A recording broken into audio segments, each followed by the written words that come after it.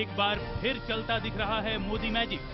महाराष्ट्र और हरियाणा के आ चुके हैं एग्जिट पोल, बता रहे हैं पोस्ट पोल सर्वे के नतीजे।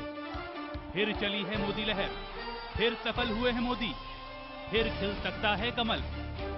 दोनों ही राज्यों में बीजेपी सबसे बड़ी पार्टी बनकर है उभर सकती। हरियाणा में बीजेपी को मिलता दिख रहा पूर्ण बहुमत। हरियाणा में पहली बार बन सकती है बीजेपी की सरकार, तो महाराष्ट्र में अकेले दम पर बहुमत के करीब पहुंचती दिख रही है पार्टी।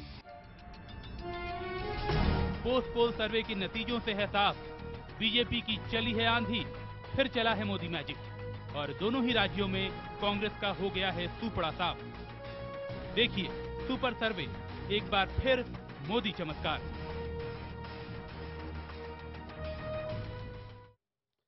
नमस्कार, IBN 7 पर लगातार जारी है सुपर सर्वे। मैं हूं आपके साथ सुमित अवस्थी। पिछले 2 घंटे से आप हमारे साथ बने हुए हैं और सुपर सर्वे के तमाम नतीजे आपके पास आ चुके हैं।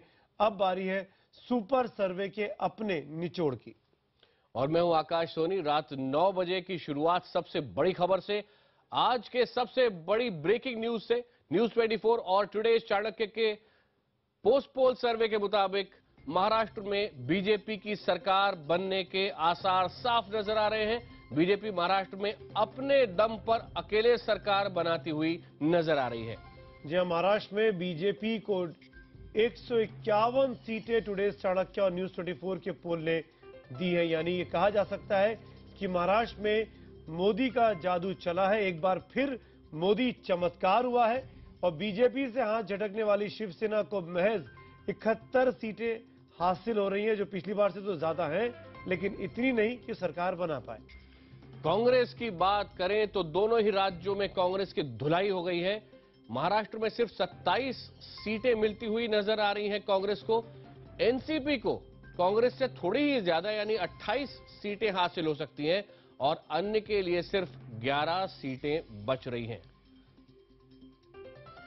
इस वक्त की यही सबसे बड़ी खबर है। महाराष्ट्र में बीजेपी अपने दम पर सरकार बना रही है। टुडे चाणक्य के नतीजे ये कहते हैं।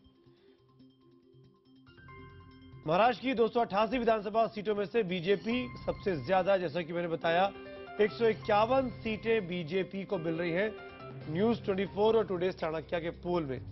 यानी साफ है कि हरियाणा की तरह महाराष्ट्र में भी बीजेपी की सरकार बनती हुई नजर आ रही है। इसके अलावा कांग्रेस को सिर्फ 27, शिवसेना को 71, एनसीपी को 28 और एमएनएस समेत अन्य दलों को सिर्फ 11 सीटें मिलने का अनुमान है। और टाइम्स नाउ और सी वोटर के सर्वे में अगर आपको दिखाएं, जो अगला सर्वे है, ये सुपर सर्वे है जिसके अंदर हम आपको सारे सर्वे दिखा रहे हैं। और अब बात कर रहे हैं हम टाइम्स नाउ और सी वोटर सर्वे की, जिसके मुताबिक बीजेपी प्लस को सबसे ज्यादा 129 सीटें मिल सकती हैं, कांग्रेस को 43 सीटें, शिवसेना को सिर्फ 56 सीटें, एनसीपी को 36 और एमएनएस को 12 सीटें मिलने का अनुमान है और अन्य पार्टियों को 12 और सीटें। यानी एक बार फिर बीजेपी नंबर 1 पर अपने दम पर सरकार बनाती हुई नजर नहीं आती है टाइम्स नाउ सी वोटर सर्वे में, लेकिन जो नंबर 2 पार्टी है उससे जो उसका अंतर है वो बेहद ज्यादा है। और अब नजर डालते हैं एबीपी न्यूज के और एसी नीलसन के एग्जिट पोल पर। इसके मुताबिक भी बीजेपी गठबंधन को 127 सीटें मिल रही हैं, कांग्रेस को 40, शिवसेना को 77, एनसीपी को 34, एमएनएस को 5 और अन्य को 5। और अब बात न्यूज नेशन के एग्जिट पोल की भी कर लें। इसमें बीजेपी प्लस को 120 से 126 सीटें मिलने की संभावना है। न्यूज नेशन के मुताबिक कांग्रेस को 37 से 43 सीटें मिल सकती हैं, शिवसेना को 59 से 65 सीटों के बीच और एनसीपी को 33 से 39 सीटें मिलने का अनुमान है। एमएनएस को सिर्फ 5 से 11 सीटों के बीच संतोष करना होगा और अन्य के खाते में 15 से 21 सीटें जा सकती हैं।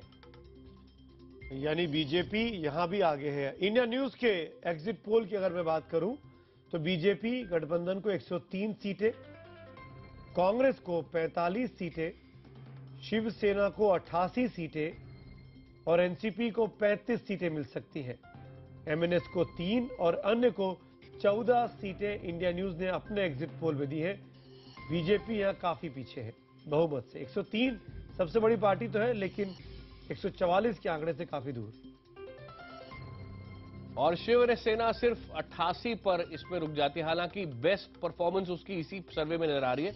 आगे चलते हैं। न्यूज चैनल आज तक के एग्जिट पोल में बीजेपी को 124 सीटें मिलने का अनुमान है।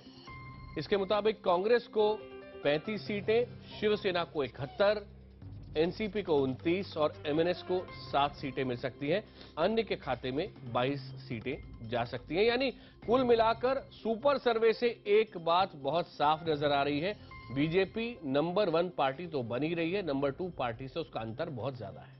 यानी कुल मिलाकर आकाश अगर बात की जाए तो 127 मोटे तौर पर बीजेपी का आंकड़ा निकल कर आ रहा है, लेकिन टुडेज चाणक्य जो है उसके मुताबिक 151 का फिगर आ रहा है। आकाश, मैं दर्शकों को यहां यह भी बता दूं कि अभी इस आधे घंटे में हम महाराष्ट्र की बात कर रहे हैं। 9:30 बजे आप हरियाणा के नतीजे देखेंगे, सुपर सर्वे का औसत क्या कहता है। महाराष्ट्र का औसत क्या है ये जानने के लिए मैं आकाश को कहूंगा, आकाश जी आप वो आंकड़े लेके आइए जहां पर सुपर सर्वे के नतीजे सामने आएंगे। बिल्कुल बिल्कुल। सुपर सर्वे हमने किया ही इसीलिए क्योंकि हम ये देखना चाह रहे थे कि क्यों सिर्फ एक सर्वे को हम देखें, क्यों ना हम पूरी पिक्चर हमारे दर्शकों के सामने रखें, आपको कहीं और जाना ही ना पड़े। तो आइए देखते हैं सुपर सर्वे का जो कुल नतीजा है वो क्या आ रहा है। तो अब यहां आप मेरे सामने अब जो देखने जा रहे हैं ये महाराष्ट्र के सुपर सर्वे के नतीजे हैं। इसके मुताबिक बीजेपी प्लस को मिल रही हैं 127 सीटें।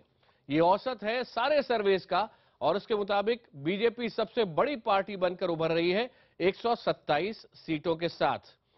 उसके बाद अगर बात करें दूसरे दलों की तो शिवसेना नंबर 2 की पार्टी बन रही है और इसे किसी भी सर्वे में सबसे ज्यादा अगर सीटें कोई दी गई हैं तो 88 सीटें, लेकिन जो औसत निकल कर आ रहा है शिवसेना का वो सिर्फ 71 सीटों का निकल कर आ रहा है।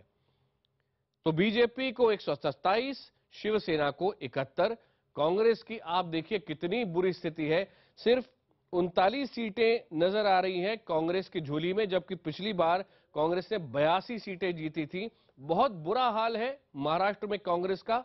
और सुपर सर्वे के औसत नतीजों के मुताबिक एनसीपी को भी बहुत फायदा नहीं हुआ है ये गठबंधन तोड़ने से, सिर्फ 34 सीटें जीत पाएगी एनसीपी, ये सुपर सर्वे बता रहा है। IBN 7 के सुपर सर्वे में अब बात देखिए एमएनएस की और दूसरे दलों की, जिनके लिए सिर्फ 7 से 10 सीटें बच रही हैं। तो ये बड़ी पिक्चर है और ये आपके सामने पूरी तस्वीर, जितने भी एग्जिट पोल्स अभी हुए हैं, सर्वे हुए हैं, उनका जो नतीजा है उसके नतीजे आपके सामने। और सुमित, अब जो तस्वीर आपके सामने आ गई है इससे आप क्या कहेंगे? आकाश, मोदी मैजिक बरकरार है, नरेंद्र मोदी का जादू चल रहा है। कम से कम यह निष्कर्ष एक लाइन में निकाला जा सकता है इन तमाम सर्वों को देखते हुए। पहला सवाल अपने तमाम पैनलिस्ट का इंट्रोडक्शन में आपसे करा दूं। मीनाक्षी लेखी बीजेपी की नेता सांसद हमारे साथ मौजूद है। मेरे साथ प्रदीप सिंह जी वरिष्ठ पत्रकार स्टूडियो में मेरे साथ मौजूद हैं। साथ में गिरीश कुबेर जो कि एडिटर है लोकसत्ता के, वो मेरे साथ मौजूद हैं। प्रवीण अत्रे साहब हमारे साथ मौजूद रहेंगे जो कि लीडर हैं, प्रवक्ता हैं इंडियन नेशनल लोक दल के। मीनाक्षी जी, महाराष्ट्र के नतीजे बहुत सुकून देने लायक हैं। मोदी जी का जादू चल रहा है, मिडास टच अब भी बाकी है, खुशी हो रही है? जी बिल्कुल, मतलब खुशी हो रही है कि देश की जनता जो है वो जागृत है और इस समय जो जो विषय जनता के हैं गवर्नेंस को लेकर और इस सबको इतने अंधकार के बाद एक व्यक्ति के माध्यम से थोड़ी उम्मीद की किरण जाग रही है, जिसकी वजह से तमाम नतीजे उन्हीं के हक में आ रहे हैं और भारतीय जनता पार्टी को अपने नेतृत्व का लाभ मिल रहा है। बिल्कुल, मैं यहाँ दर्शकों को बता दूं कि इस पैनल पे कांग्रेस का नेता कोई इसलिए नहीं है क्योंकि कांग्रेस पार्टी ने तय किया कि वो एग्जिट पोल के नतीजों के ऊपर चर्चा में अपने नेताओं को नहीं भेजेंगे। शिवसेना के नेता हमारे साथ पैनल पे थे, ऐन मौके पर उद्धव ठाकरे ने कोई बैठक बुलाई है, वो उसके लिए चले गए हैं। एनसीपी के नेताओं से हम बात करने की कोशिश करेंगे और आईएनएलडी के नेता मेरे साथ मौजूद हैं। प्रदीप सिंह जी, एक सवाल मैं आपसे यहां जरूर पूछूंगा, इन परिस्थितियों में क्या बीजेपी के लिए लीडर का नाम अनाउंस ना करना सीएम के तौर पर फायदेमंद रहा? निश्चित रूप से देखिए कि बीजेपी कभी नंबर 1 या नंबर 2 न तो महाराष्ट्र में रही न हरियाणा में रही, तो इसलिए उसका कोई स्थापित नेता हो, खासतौर से महाराष्ट्र में गोपीनाथ मुंडे के देहांत के बाद कोई स्थापित नेता जो पूरे प्रदेश में जिसकी पहुंच हो, पकड़ हो, ऐसा नहीं था। दूसरा कारण जातीय समीकरण, जिसकी ओर इशारा अभी गिरीश कुबेर जी ने थोड़ी देर पहले किया कि देवेंद्र फडणवीस मुख्यमंत्री पद के सबसे सशक्त दावेदार हैं, वो ब्राह्मण हैं। ब्राह्मण महाराष्ट्र की राजनीति में हाशिए से भी बाहर जा चुके हैं। जो पिछली सरकार थी पृथ्वीराज चौहान की, उसमें 43 कुल मंत्री थे, उनमें से एक भी ब्राह्मण नहीं था। तो ऐसे में अगर बीजेपी ये घोषणा करती कि देवेंद्र फडणवीस हमारे मुख्यमंत्री होंगे, तो शायद उसके लिए बहुत मुश्किल हो जाती, क्योंकि मराठा, पिछड़ा और दलित, ये 3 बड़े जो है वर्ग हैं जो महाराष्ट्र की राजनीति को प्रभावित करते हैं। तो इस और दूसरा फायदा था कि अगर मुख्यमंत्री पद का उम्मीदवार सामने नहीं है तो वोटर सीधे नरेंद्र मोदी से कनेक्ट कर रहा है। ठीक है, जो नारा भी दिया बीजेपी ने कि नरेंद्र मोदी के साथ, तो आप क्या अब जो होगा वो पपेट होगा? नहीं, मोदी जी पपेट तो नहीं होगा, लेकिन निश्चित रूप से इतना तो निश्चित है कि ये वोट एक तरह से कंटिन्यूटी है लोकसभा चुनाव। गिरीश कुबेर जी, क्या शिवसेना के साथ अगर बीजेपी रहती तो ये आंकड़े, ये फिगर्स नहीं देखने को मिलते? क्या नुकसान होता बीजेपी को या फायदा हो सकता था? बीजेपी को नुकसान होता, शिवसेना का वोट परसेंटेज बढ़ता। शिवसेना का ये मानने को ही तैयार नहीं थी कि जो लोकसभा में उनको कुछ नतीजे आए हैं, लोकसभा में जो उनका यश दिख रहा है वो उनकी बदौलत नहीं है। जो कुछ मिला है उनको तो मोदी जी की वो जो लहर थी उसमें से मिल गया, तो उसको वो ही अपना यश मानते चले गए और वो अड़े रहे कुछ आंकड़ों के ऊपर। बीजेपी और भाजपा और शिवसेना का अगर गठबंधन होता तो भाजपा को थोड़ा सा उसमें थोड़ा सा नहीं ज्यादा ही नुकसान सहना पड़ता था। ये अच्छा हुआ कि इन लोगों ने तोड़ दिया, क्योंकि वो जो पिछले 20-25 साल का जो राजकारण है वो इतनी अच्छी तरह से जो महाराष्ट्र में चलना चाहिए वैसा नहीं चल रहा था। और ये जो इनकी जो अरेंजमेंट है वो पूरी तरह से फ्लॉड थी। पिछले चुनाव में बीजेपी को सिर्फ 14% वोट मिला था और 46 सीट्स मिली थी। अब देखो उनका वोट का परसेंटेज क्या हुआ है। तो भाजपा को देख के ये उन्होंने जो कुछ लिया है वो अच्छी तरह से सोच समझ के लिया है। और वो गिरीश, आप लगातार नेताओं से बात करते आ रहे हैं, बीजेपी में महाराष्ट्र के कई नेताओं से आपकी बात हो चुकी है। आपको ये तय लगता है कि देवेंद्र फडणवीस ही अगले मुख्यमंत्री होंगे महाराष्ट्र के, अगर इन सुपर पोल के नतीजों को सही माना जाए तो? देवेंद्र फडणवीस ही होंगे। भाजपा के नेताओं को अमित शाह और बाकी जो कुछ भाजपा के वरिष्ठ नेतागण हैं दिल्ली से, महाराष्ट्र के बाहर से, उनको बताया गया है कि देवेंद्र का चेहरा ही आपको सामने रखना है, इसमें कोई बीच में नहीं आएगा। अगर समस्या होती भाजपा को जब वो 100 या 90 के बीच में लटक जाता था, तो जो बैलेंसिंग एक्ट करनी पड़ती थी उसके लिए देवेंद्र तैयार नहीं थे। तो उनके लिए उस सिचुएशन के लिए उनको कोई जो अच्छा दोनों तरफ जो हैंडल कर सके, प्रेशर हैंडल कर सके, ऐसा नेता चाहिए था। अगर भाजपा का 120-30 हम लोग खुल के बात कर सकते हैं, लेकिन सवाल ही नहीं आता। वो मजा आएगा मीनाक्षी लेखी भी किसी का नाम ले ले। मीनाक्षी जी, क्या देवेंद्र फडणवीस के नाम को आप भी मोहर लगाती हैं? मैं मोहर लगाने वाली कौन होती हूँ जी? कि पार्लियामेंट्री बोर्ड तय करता है कि कौन होगा। पसंद तो बता ही सकती है जिसको भी पार्टी। हाँ, नहीं, पसंद नहीं बता सकती, क्योंकि पसंद मेरी कोई है नहीं।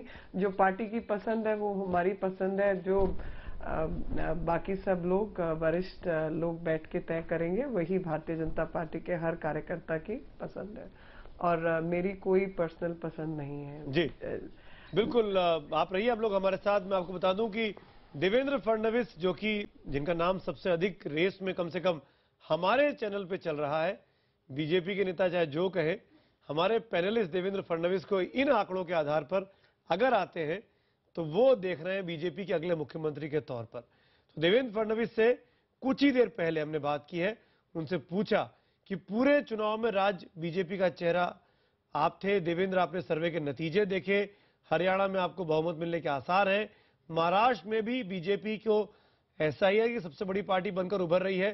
क्या आपको ऐसी उम्मीद थी देवेंद्र? देखिए, चाणक्य का जो सर्वे आया हुआ है वो मुझे बहुत क्रेडिबल लग रहा है, और इसलिए भी लग रहा है कि लोकसभा के समय चाणक्य के प्रेडिक्शंस ये सबसे सटीक निकले थे, और मुझे लगता है इस बार भी वो सटीक निकलेंगे, क्योंकि हम लगातार ग्राउंड पर घूम रहे हैं, और ग्राउंड पर घूमने के बाद जो हमको जमीनी हकीकत ध्यान में आ रही है, उसमें हमको ये लगता है कि पूर्ण बहुमत हमको मिलने वाला है, और वही चाणक्य का सर्वे भी दिखा रहा है। अच्छा, देवेंद्र जी से हमने ये पूछा कि पूरे चुनाव में आपने जमकर मेहनत की और ढेरों रैलियां की, क्या अब ये मान लिया जाए कि अगर सुपर सर्वे के नतीजे सही निकलते हैं तो महाराष्ट्र के अगले मुख्यमंत्री आप ही होंगे, आपको बधाई दे दी जाए? देखिए, मैं तो महाराष्ट्र भारतीय जनता पार्टी का अध्यक्ष हूं। चीफ मिनिस्टर कौन होगा इसका निर्णय तो हमारी लेजिस्लेचर पार्टी और हमारा पार्लियामेंट्री बोर्ड लेगा, और उचित समय पर उसका निर्णय हो जाएगा। बिल्कुल, सर्वे में भले ही आपको बहुमत मिलता दिख रहा हो, लेकिन अभी फाइनल नतीजे ये नहीं है, हम भी ऐसा मानते हैं।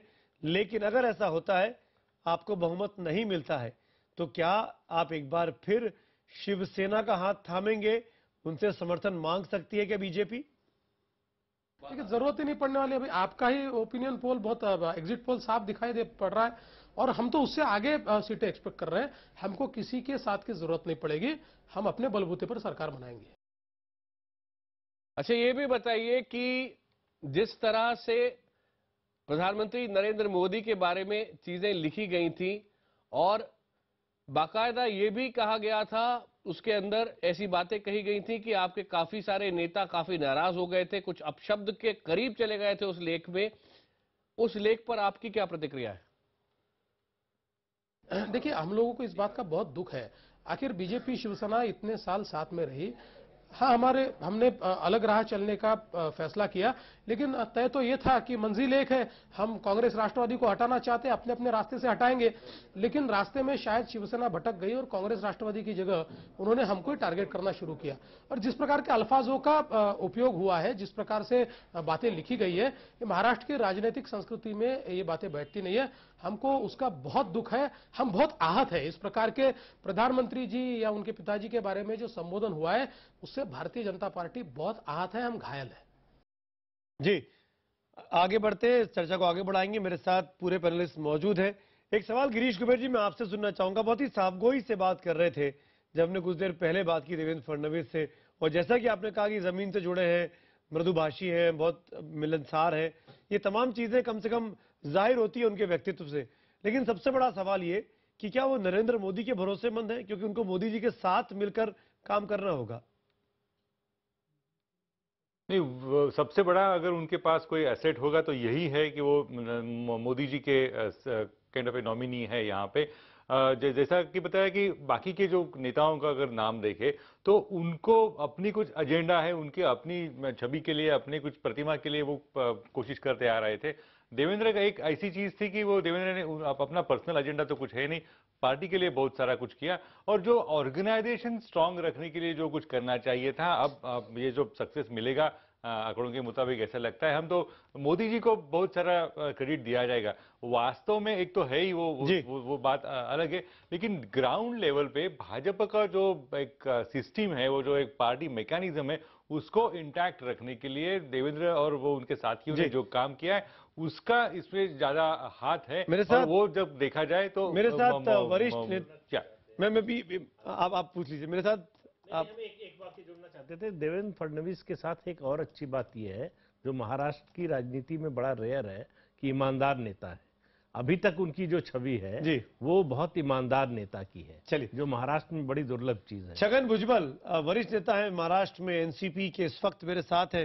भुजबल साहब, IBN 7 से बातचीत करने के लिए शुक्रिया, लेकिन एग्जिट पोल जो तमाम हुए हैं वो आपके लिए अच्छी खबर लेकर नहीं आए हैं। आपकी पार्टी महज 30-35 सीटों के बीच समिटती हुई नजर आ रही है, क्या कहेंगे आप? देखिए, अभी ये तो जो है ये 2-4 दिन की और बात है, सब सच्चाई सबके सामने आ जाएगी। मगर मैं इस दावे के साथ कह सकता हूं कि इस बार राष्ट्रवादी कांग्रेस पार्टी बहुत ही अच्छा काम कर दिखाएगी और अच्छे रिजल्ट जो है हमारे पक्ष में जरूर आएंगे। अच्छे का मतलब कितने? पिछली बार 62 थे।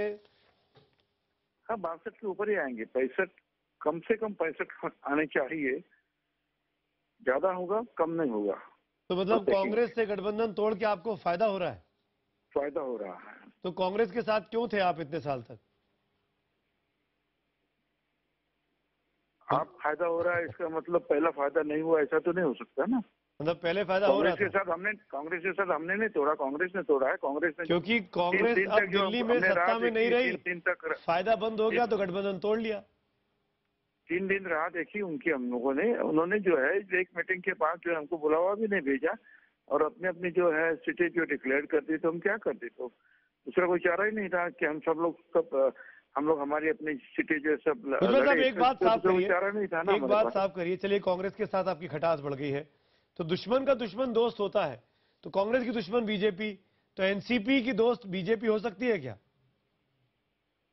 देखिए, जब तक जो है रिजल्ट नहीं आते हैं और किसको कितनी सीटें मिलती है और फिर किसके गठबंधन से बहुमत होता है, ये सारी चीजें जो है आप देखकर ही फिर इनकार आगे नहीं कुछ कर रहे हैं, होगा। इसका मतलब आपने दरवाजे खुले रखे हैं। आज किसके साथ हम लोग इसके साथ जाएंगे, नहीं उसके साथ जाएंगे, नहीं उसके साथ जाएंगे। भुजबल साहब, आप जाकर बीजेपी करेंगे के क्या? साथ हाथ मिलाने अरे से जो सीटें इनकार जो है, नहीं जो कर दूसरे रहे हैं। जो दूसरे पार्टी की सीटें कितनी बढ़ती है, कितनी आती है, उसके ऊपर सारा आप गठबंधन होगा। इनकार नहीं कर रहे हैं आज भुजबल कोई भी- साहब? देखिए, आप या तो आप बोलो या तो मैं बोलो या मेरे आप भी सवाल बोल रहे का तो जवाब बोलते दीजिए ना। जाए ना। आप सब लोग भुजबल सुनते हैं। साहब, भाई को हमको तकलीफ दे रहे हैं, हम भी अभी इलेक्शन आखा दिन लड़के आप हमारे साथ जुड़े उसके लिए बहुत बहुत शुक्रिया। कहना है तो लेकिन मैं आपसे ये जरूर पूछना चाहूंगा भुजबल साहब कि आखिरकार आप जवाब नहीं दे रहे हैं कि बीजेपी से हाथ नहीं मिलाएंगे।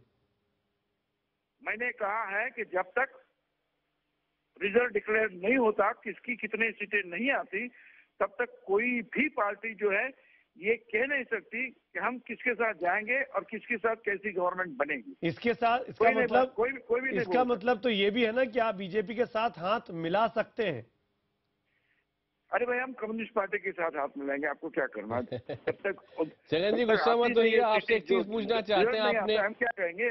आपने अपना भी तो कुछ आकलन किया होगा। आप बीजेपी को कितनी सीटें देते हैं और आप अपनी पार्टी को कितनी सीटें देते हैं? काफी नाराज है जगन जी। नाराज नहीं है, कड़वी बात होती है आकाश। और इस बात से सबसे बड़ी, क्योंकि छगन भुजबल का पार्टी के अंदर से है, और छगन भुजबल से जब हम साफ तौर पर जब ये पूछते हैं तो कि वो बीजेपी का साथ नहीं देंगे, तो उससे मना नहीं करते हैं। ये बहुत बड़ा शिफ्ट है उनके स्टैंड में। मैं इसलिए कह रहा हूं कि वो बीजेपी को आज तक कम्युनल पार्टी कहकर जिस कांग्रेस से नाता तोड़ा था शरद पवार ने विदेशी मूल के मुद्दे पर, उससे हाथ मिला लिया था। पर आज पहली बार छगन भुजबल राष्ट्रीय चैनल पर शरद पवार के खास सिपह सालार इस बात को इनकार नहीं कर रहे हैं कि बीजेपी के साथ जा सकते हैं। मीनाक्षी लेखी के चेहरे की जो मुस्कुराहट है वो इसी ओर इशारा करती है कि कहीं कुछ पक जरूर रहा है। मीनाक्षी जी?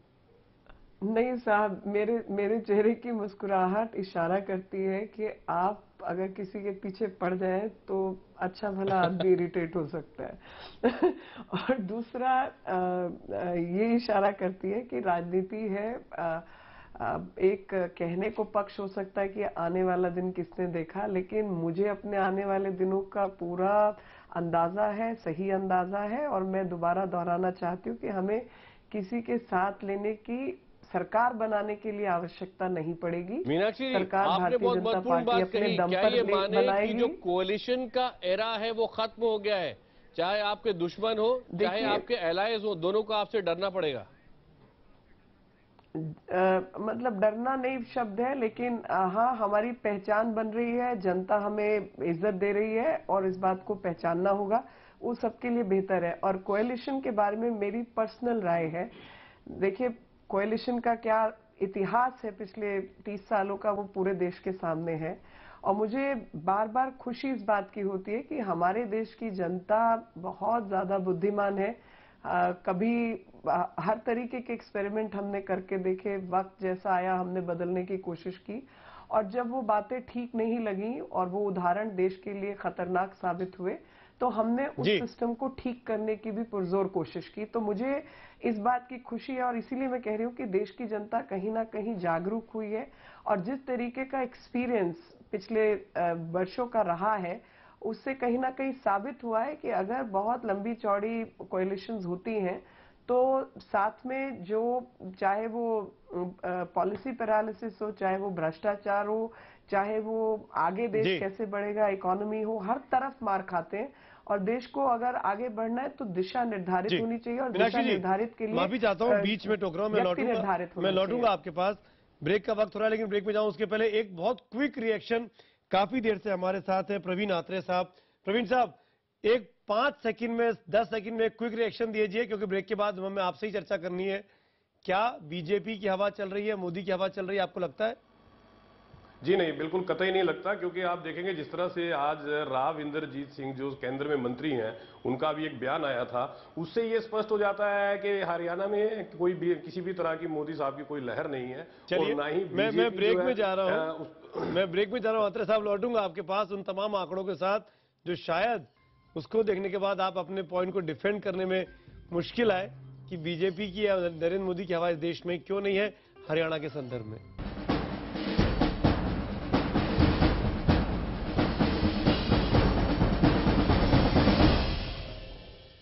विकास की नई ऊंचाइयों पर हरियाणा पहुंचना शुरू हो जाएगा।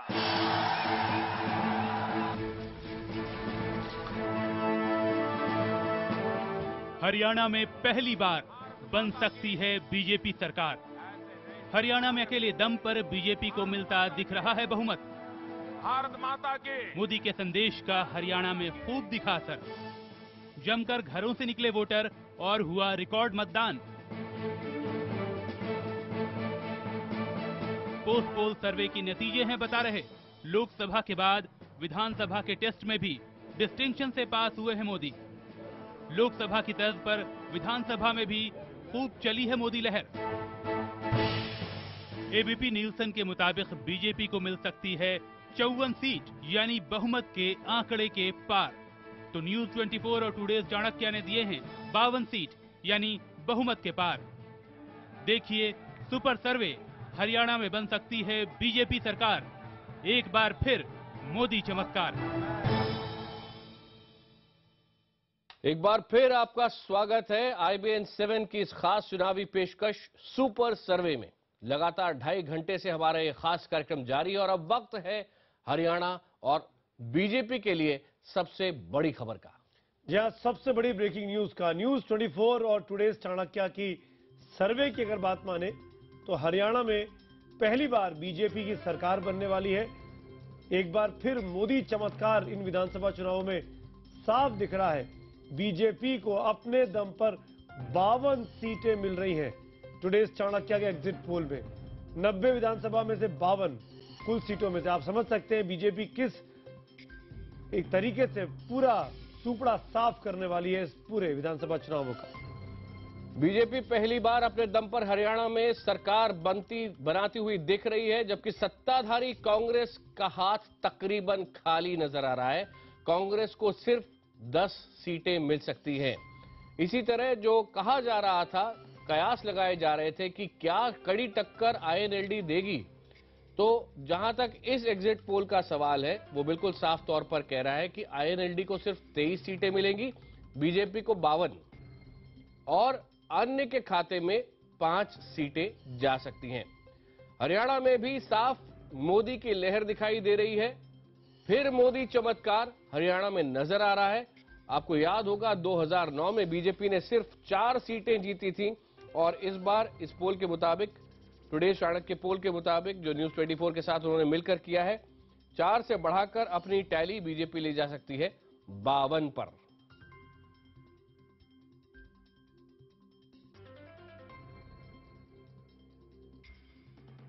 न्यूज 24 और टुडेज चाणक्य के सर्वे के मुताबिक 90 विधानसभा सीटों वाले हरियाणा के अंदर बीजेपी को सबसे ज्यादा 52 सीटें मिल सकती हैं, कांग्रेस को 10 सीटें, INLD प्लस को 23 और अन्य को 5 सीटें मिल सकती हैं।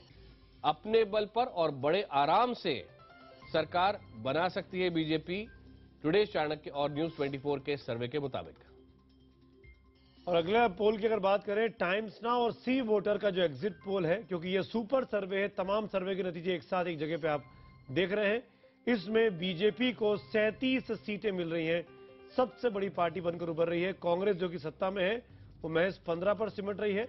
आईएनएलडी दूसरी बड़ी पार्टी 28 सीटों के साथ, हरियाणा जनहित कांग्रेस गठबंधन को 6 और अन्य को 4 सीटें मिल सकती हैं सी वोटर के एग्जिट पोल में। और अब देखिए न्यूज नेशन का एग्जिट पोल, जो चैनल है टेलीविजन चैनल न्यूज नेशन, उसके मुताबिक हरियाणा में बीजेपी को 37 से 43 सीटें मिल सकती हैं, कांग्रेस को 10 से 15 सीटें, आईएनएलडी प्लस को 29 से 35 सीटें, एचजेसी प्लस को यानी हरियाणा जनहित कांग्रेस और उसके सहयोगियों को 3 से 7 सीटें और अन्य के पास जाएंगी 3 से 5 सीटें न्यूज नेशन के मुताबिक। तो ये एकमात्र सर्वे है जो बीजेपी और जो आईएनएलडी का अंतर है उसको काफी कम बता रहा है। लेकिन यहां भी एक बात साफ है कि बीजेपी नंबर 1 पार्टी है। अगला पोल एबीपी एसी नीलसन का न्यूज चैनल का ओपिनियन पोल, एग्जिट पोल, इसके नतीजे बीजेपी को अपने दम पर सरकार बनाते हुए 54 सीटें दे रहे हैं। ये टुडेज चाणक्य से भी एक कदम आगे है। कांग्रेस को 10 सीटें, आईएनएलडी प्लस को 22, एचजेसी प्लस को 2 और अन्य को 2, यानी बीजेपी हरियाणा में एसी नीलसन के मुताबिक सबसे बड़ी पार्टी बनकर उभर रही है। 90 में से 54 सीटें, 60% सीटें, विपक्ष का सूपड़ा लगभग साफ। तो कुल मिलाकर आकाश ये समझा जा सकता है बीजेपी ने जो गठबंधन तोड़ने का खेल खेला दोनों ही जगहों पर, उसका फायदा मिला और हरियाणा में भी बीजेपी काफी ज्यादा सीटें पाती दिखाई दे रही है। बिल्कुल, और जैसा कि आप कह रहे थे सुपर सर्वे हमने किया ही इसीलिए कि सारे सर्वे हमारे दर्शकों को एक ही जगह पर मिल जाए, IBN 7 छोड़कर उनको कहीं जाना ना पड़े। लेकिन अब इसका औसत भी दिखा दे। बिल्कुल आकाश, तो ये दिखाते हैं कि सारे सर्वेस को अगर मिला दिया जाए तो फिर नतीजा क्या आता है। और आप बहुत दिलचस्प बात यहां पर ये देखेंगे कि सबसे ज्यादा नुकसान अगर किसी को हुआ है तो कांग्रेस को, और उसी का फायदा सबसे ज्यादा बीजेपी ने उठाया है।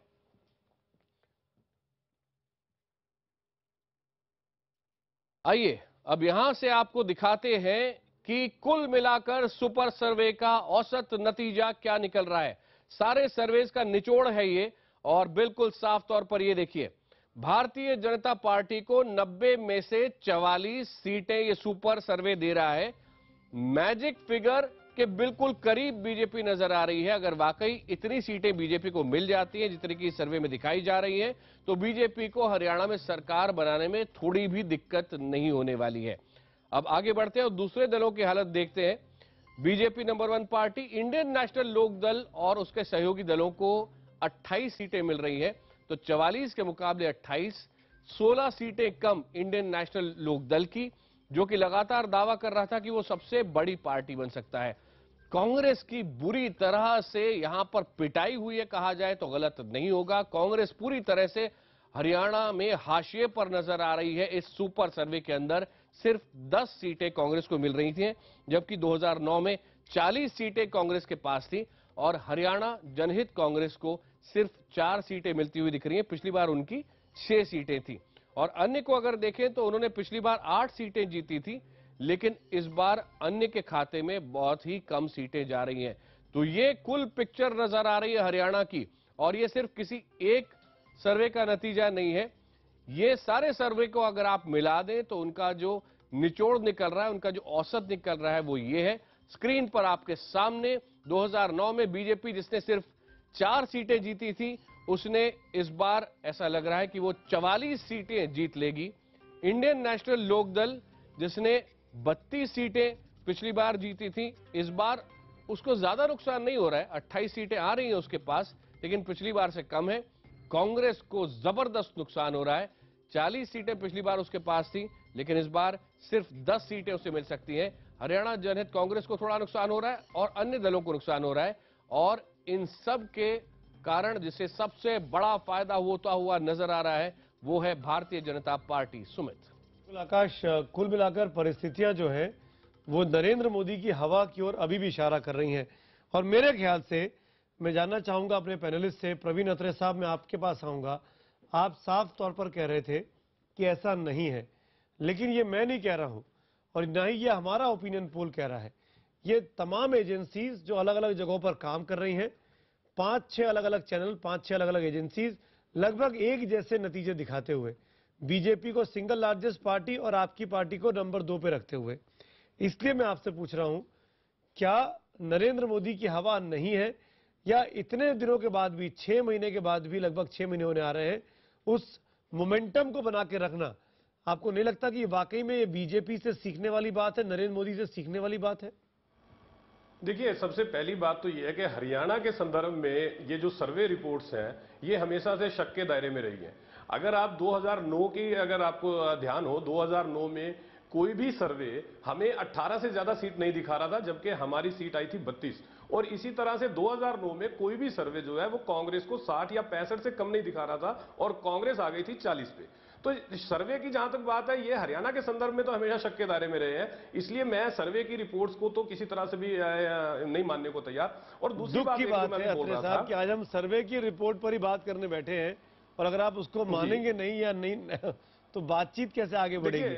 दरकिनार करना आपका अधिकार है। रिपोर्ट के मामले में एक क्वेश्चन हमेशा से रहा है। बिल्कुल, मैं ये साफ कर दूं कि ये एग्जिट पोल के नतीजे हैं, ये उनका सार है देश भर के तमाम एग्जिट पोलों का, और हम भी ये बार बार दर्शकों को बता रहे हैं कि ये फाइनल नतीजे नहीं है। फाइनल नतीजे 19 तारीख को आएंगे, वो भी IBN 7 पर सबसे पहले देश की जनता देख पाएगी। लेकिन मेरा सवाल सिर्फ इतना सा है, एक वक्त में आपकी पार्टी बीजेपी के साथ हुआ करती थी, आपके लोग वाजपेयी जी के साथ बैठकर फोटो खिंचवाते थे, साथ में खाना खाते थे, उठते बैठते थे, आखिर क्यों बीजेपी आपसे नाराज हो गई?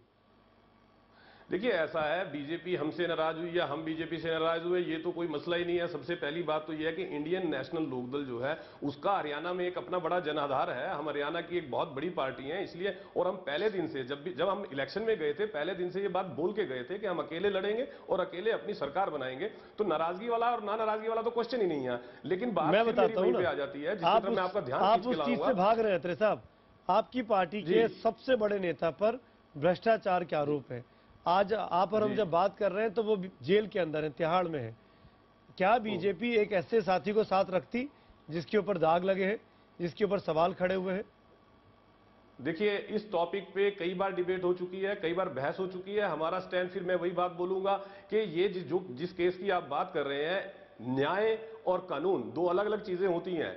कानून ने अपना काम किया, लेकिन सबसे बड़ा क्वेश्चन होता है कि क्या न्याय हुआ, क्योंकि न्याय की एक अपनी परिभाषा है। और हम ये बात कई बार बोल चुके हैं कि जिस तरह से एक गवर्नमेंट एजेंसी ने फैक्ट्स को तोड़ मरोड़ के प्रोड्यूस किया, सामने रखा, तो उस वजह से इस जो डिसीजन लोअर कोर्ट का आया उसके अगेंस्ट हमने हाई कोर्ट में अपील की है। चलिए, मेरे साथ तो बीजेपी की नेता मीनाक्षी लेखी भी है। अत्रे साहब, मैं ब्रेक में जा रहा हूं, मीनाक्षी जी का जवाब ब्रेक से आने के बाद लेंगे, लेकिन ये जानेंगे जरूर कि क्या सिर्फ कानून की बात हुई है और अभी तक न्याय नहीं मिला है? क्या ये कहना मुनासिब होगा चौटाला साहब के केस में? और कार्यक्रम के आखिरी हिस्से में हम आ चुके हैं। मीनाक्षी लेखी जी, मैं आपसे जरूर पूछना चाहूंगा, जो बात अभी INLD के नेता हमारे साथ बोल रहे थे, क्या आप मानते हैं कि चौटाला जी के केस में उनको न्याय नहीं मिला है? देखिए, न्याय में हो सकता है क्योंकि ये लोग हरियाणा में रहते हैं कि इनको लगता है कि जो कुछ इन्होंने किया वो हुड्डा जी के मुकाबले या कांग्रेस के तमाम नेताओं के मुकाबले शायद छोटी गलती थी। लेकिन अगर न्याय प्रक्रिया के रूप से देखा जाए तो न्याय प्रक्रिया इनके खिलाफ शुरू हुई, लेकिन कांग्रेस के तमाम लोगों के खिलाफ पुरजोर तरीके से शुरू नहीं हुई है, जिसकी कहीं ना कहीं इनको आवश्यकता महसूस होती होगी, और इसलिए ये जो भाव है उसका सार ये है। लेकिन मैं एक बात जरूर कहना चाहती हूँ, मैंने अपनी प्रेस कॉन्फ्रेंस में कही नहीं, मैं अभी करने जा रही हूँ, 1 मिनट और मेरे को दे दीजिए। मैं आपको वो भी बोल देती हूँ। देखिए, चौटाला जी ने जो कुछ किया वो उनके और कानून के बीच की बात थी। जब दोबारा जेल जाने का समय होता था 2013 से आगे तक, तो वो लगातार अपनी जमानत की एक्सटेंशन लेते रहते थे, और फाइनली जब जाने लगे तो जाते जाते वोट सरकाने के लिए उन्होंने कह दिया जी भारतीय जनता पार्टी मुझे जेल भेज रही है, जो कि सरासर झूठा बयान था। और लोगों को ये बताना भूल गए कि उनके खिलाफ जो है भ्रष्टाचार के आरोप थे, जिस केस के अंदर उनको जेल भेजा गया था। कोई वो देशभक्त भगत सिंह नहीं थे जो देश पे शहीद होने के लिए जा रहे थे और इसलिए किसी तरीके का मातम मनाया जाए, लेकिन कानून प्रक्रिया ने एक किस्से में काम किया, दूसरे में नहीं किया। मैं ये बात समझ सकती हूँ। कानून प्रक्रिया को हर ऐसे के खिलाफ काम करना है जिन्होंने प्रदेश की जनता को जो है कहीं ना कहीं ठगा है। बिल्कुल और संक्षेप में कानून प्रक्रिया अपना काम करेगी। ठीक है, बिल्कुल संक्षेप में कांग्रेस का, शिवसेना का, एमएनएस का होगा क्या?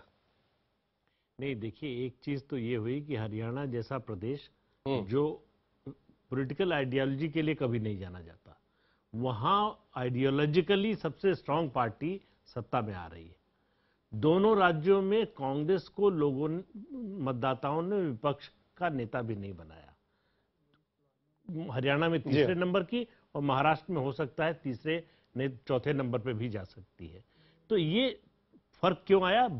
एक बड़ी चीज है जी, बीजेपी ने जोखिम लिया, कांग्रेस ने नहीं लिया। अकेले जाने का जोखिम लिया बीजेपी ने ऐसे राज्य में जहां वो तीसरे चौथे नंबर की पार्टी थी। ठीक, कांग्रेस के सत्ता में थी, उसको मुख्यमंत्री बदलने, नेता बदलने का जोखिम लेना चाहिए था जी। हारती हो सकता है तब भी, लेकिन हार शायद कम अंतर से होती। बिल्कुल। तो जोखिम नहीं लेना और जोखिम लेना, दोनों का अंतर साफ दिखाई दे रहा है और ये अंतर दिखता है लीडरशिप की। शायद ये अच्छे बैट्समैन की खासियत भी होती है कि वो पहचाने कि किस वक्त किस बॉल पे जोखिम लेना है और क्रीज से बाहर निकलकर छक्का मारना है।